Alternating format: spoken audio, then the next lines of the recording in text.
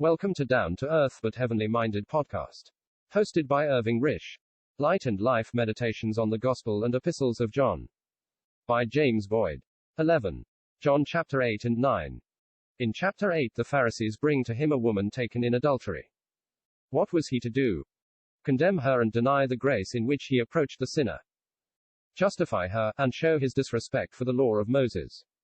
Stone her. They could do that themselves, so they might think, but could they? But Jesus stooped down, and with his finger wrote on the ground, as though he heard them not. The finger of God had written the demand of God on 2 tables of stone, but he was here tracing upon the dust of this earth, in his walk and in his ways with sinners, unfathomable grace. This he indicates by his writing on the ground. So when they continued asking him, he lifted up himself, and said unto them, He that is without sin among you, let him first cast a stone at her. And again he stooped down, and wrote on the ground. He was not to be interrupted in his work of grace by their wicked hypocrisy. But can their self-righteousness bear the test that he applies to it? No, the oldest must first go, but the youngest cannot remain. The only one who could have thrown the stone at her had come to call sinners to repentance. He does not condemn her, but tells her to sin no more. In chapter 9 the spiritual condition of man is figuratively presented in the blind beggar.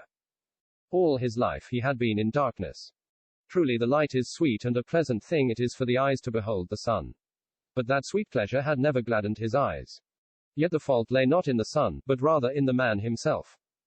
The light of that glorious orb was as free for him as for any other, but he had not power to take in its comforting beams. He had been born blind. But he, who made the sun for the blessing of the earth and all in it, now crossed his path. And in his infinite mercy wrought a work in him by means of which he became able to take in the light, and enjoy its brilliant rays.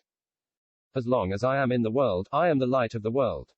But the light had been shining in the midst of this darkness, and the darkness apprehended it not. Man was morally blind. This light was the light of God, for he who was the light was God manifested in flesh. But from the outset he was rejected. This light had an irritating effect upon the men of this world. Like the clay put upon the blind eyes, it did not make him see. One may be confident that it was physically a great relief to the blind beggar to have it washed from his eyes, but having washed in the pool of Siloam he received sight.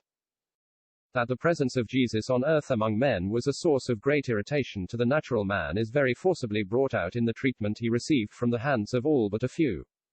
We see in the previous chapters how nothing but the restraining hand of God kept him from stoning him. It is not that there was anything in his ways with men to call forth anything but heartfelt adoration and worship, but on account of the deadly hatred of the human heart to all that is of God. The presentation of God before their eyes in him, who was God manifested in flesh, awoke that hatred in a way in which it never had previously been aroused. So that nothing but his murder would quiet the rage that filled them.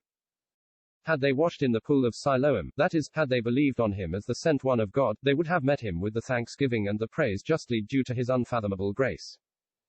But trusting in their own ability to judge of everything that came before them, and unaware of the treacherous character of their own hearts, they, urged on by the power of darkness, precipitated themselves into conflict with God, whom they professed to serve, but whom truly they knew not. If ye were blind, ye should have no sin, but now ye say, We see, therefore your sin remaineth. They flattered themselves that they were in the true light of God, but their rejection of Jesus manifested the sorrowful fact that they were in darkness, and walked in darkness, nor knew whither they were going. Had they admitted their incompetency to receive testimony from God, and that incompetency arose from their fallen sinful condition, it would then have become a question of what was in the heart of God for them, and whether he would take them into his own hand, and make them all that he desired them to be, and this question would have been solved in the salvation of their souls. The man whose sins are forgiven, and to whom God will not reckon sin, is the man, in whose spirit there is no guile. He is before God in the confession of his sinfulness. This blind man in chapter 9 confesses him as a prophet, and as the greatest of all prophets, for he says, Since the world began was it not heard that any man opened the eyes of one that was born blind. For this confession the leaders of the people excommunicated him. And thus another sheep was transferred from the fold to the hand of the Son and the Father. In his isolation the light that to his unspeakable joy illuminated his soul is wonderfully increased. He learns that the prophet he so boldly confessed is the Son of God. In this way the light was severed from the darkness, and the children of God from the children of the devil. The Pharisees might think they were victors in this poor engagement with one who had no pretension to learning or lawyer-like cleverness, but the hitherto blind beggar had overcome them. They were still in the darkness without one beneficent ray to guide their footsteps, and he was in the clear light of God. He had overcome the world in which they still were slaves, for, who is he that overcomes the world but he that believes that Jesus is the Son of God? He had passed out of darkness into light, out of death into life. A few bright rays of the light, that with its overpowering beams now filled his vision, had been too strong for the eyes of the proud leaders of the people, and had maddened them against this fresh luminary, created by the revelation of God in the person of the Son.